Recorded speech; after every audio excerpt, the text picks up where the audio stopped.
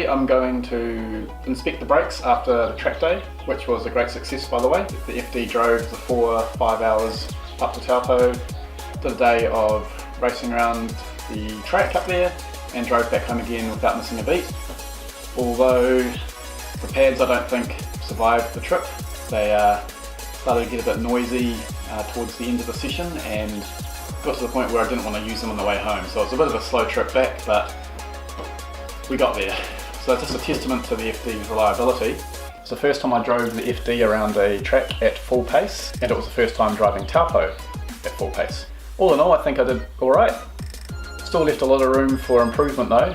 I think my best time was on par with Burren's best time in his NA MX-5, so clearly a bit of room to improve there. Here's one of the faster laps I got on video.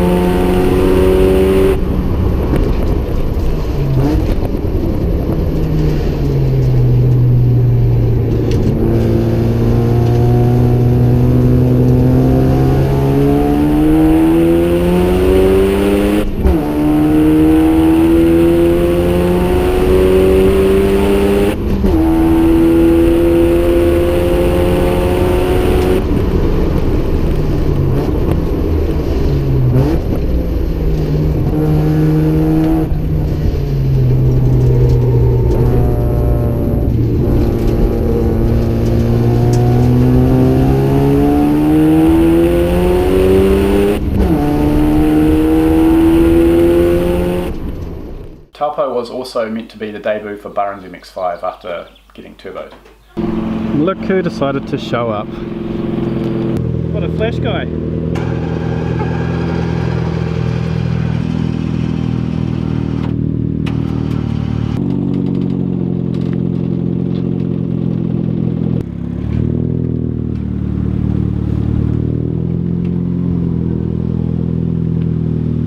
Unfortunately for him, he lost a coil around the orientation laps, so didn't really get to go out there at all. So Burren's packed it in. Bit of bad luck for him, but never mind. We'll be out next time. So he's going to jump in the car with Adam.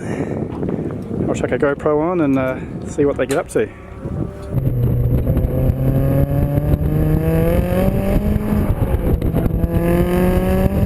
What did one hairdresser say to the other? You can pedal. Today I'm going to jack the car up, pull out the pads, have a look at them, see how they fared. Like I said, they did get pretty noisy, and it got to the point where stomping on the brakes on the way home got pretty cringy, so I suspect the pads are stuffed. Good news is the old pads looked pretty good. It was just the discs that were warped, so we'll inspect the discs, maybe put the old pads back in and see how she goes. It's also developed a bit of a water leak since Taupo, so I'm going to have a look at that while the car's up and see if we can stop that.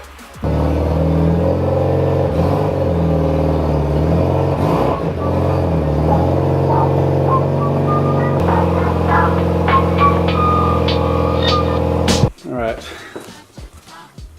yeah, so there's the water leak, just kind of pooling up down there, so more than likely a hose or clamps come loose or something, but we won't know until we get underneath. Oh, we had a bit of good luck with the FC. Managed to find the correct water pump. Unfortunately, it's not as bling looking as the wrong one. It's got the darker finish, but that's okay. At least it's a nice new water pump, and we can get that on the FC and get the FC up and running again. But I'll do that another day.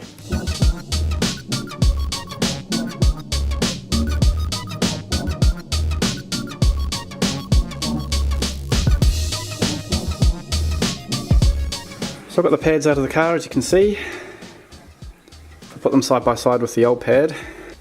The first thing you can see is the new pads are quite glazed, which typically comes from brake riding, skimming the surface of the disc and not really slamming it on.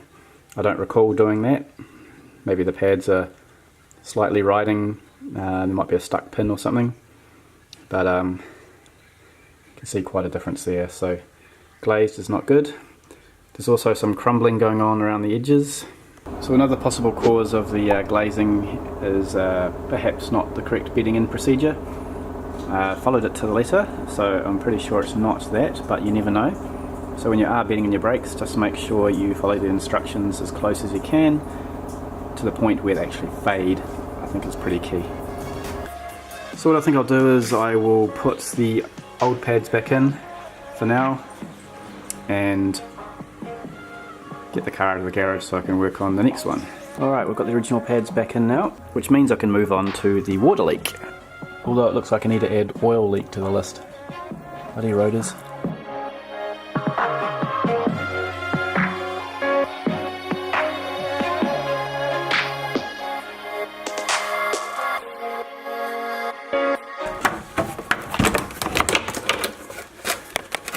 Alright, here it actually comes. Alright, as can be expected, it's pretty dirty. You can see where the coolant's been sitting. And the previous owner, Billy, made this little cooling mod, which I think was effective and just opens up some airflow to the radiator. Pretty cool. I was wondering where that got to. So that would have been sitting in the engine bay from Taupo. Oops. Okay, so I think I found the problem. When it comes to problem solving, the most obvious reason is usually the one you want to go for first. I should have stopped and thought a little bit more first before tackling this, but basically after going to a track day, the car saw temperatures higher than it normally sees, and when that happens, of course, radiator overflow can occur. So what I've found after taking the shroud off is the radiator overflow is just sitting here, exactly where the shroud was, where the coolant was pooling. So what was happening essentially is the car got hot, radiator overflowed into the overflow tank and leaked out. And it's just been sitting there. So it's not a leak as such, it's just that I've been carrying that with me all the way back from Taupo. So that's cool. So we're done with the FD for now. I'll move that outside and bring the bits in. There's something I need to do to that while we're here.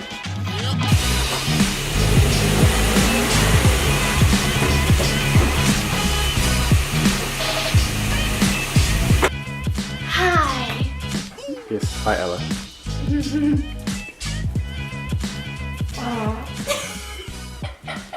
Alright, here she is. So this little nugget is my daily driver. Probably drive 150 k's a day in this, and some of that includes a mountain range. So pretty ideal car really. Small, light, cheap on gas, handles well. Doesn't have that much power, but it's enough to get to work in, that's for sure. As you can imagine, driving over a mountain range and back every day chews through the tyres. So these are a new tyre, and I'm trialling out the Westlake RS's, which is the first time I've put them on this car. While I was at it, I swapped out my wheels. Previously had some Racing Heart CPO 35Cs, which are the cast version of the wheel. So I'm now running some Rega Masters with a slightly lower profile tyre. So as a result, the car sits a little bit lower. May not look like it, but this car's been lowered a little bit with some springs, and it's got a lot of bracing under the car. Some of that bracing is clipping every now and again. Now that it's lower, it's going to be clipping a lot more.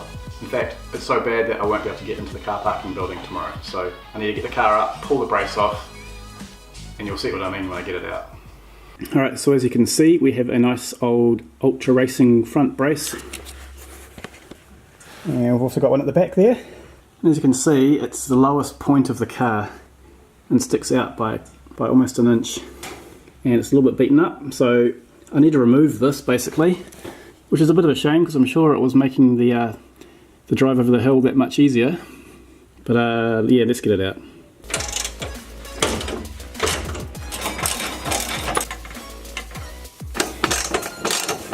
It's a real shame I had to take this out, but as you can see, it catches on everything. I don't think that happened when I was in the car, but I've certainly had a few bloody loud knocks that could have caused something like that.